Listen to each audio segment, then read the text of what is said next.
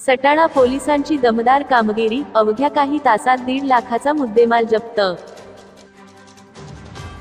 लखमापूर दिनांक 13 जानेवारी 2024।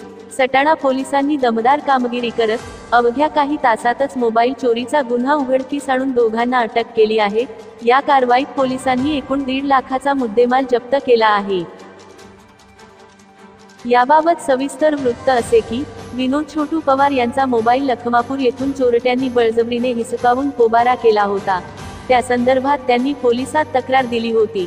तक्रार दिल्याच्या काही तासातच पोलिसांनी उत्कृष्ट कामगिरी करत दोघा आरोपींना शिताफीने अटक करत त्यांच्याजवळून सुमारे 1.5 लाखाचा मुद्देमाल जप्त केला आहे।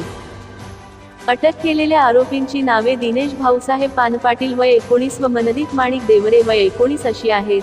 त्यांच्याकडून 2 मोबाईल व गुन्ह्यात वापरलेली विना नंबरची बजाज पल्सर मोटारसायकल असा एकूण 1,48,500 रुपयांचा मुद्देमाल पोलिसांनी जप्त केला आहे।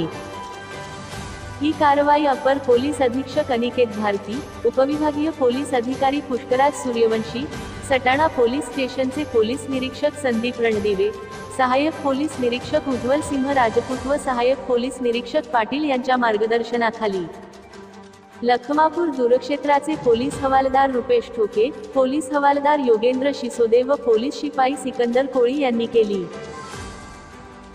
या प्रकरणाचा अधिक तपास सहाय्यक पोलीस निरीक्षक उज्ज्वल सिंह राजपूत करत आहेत।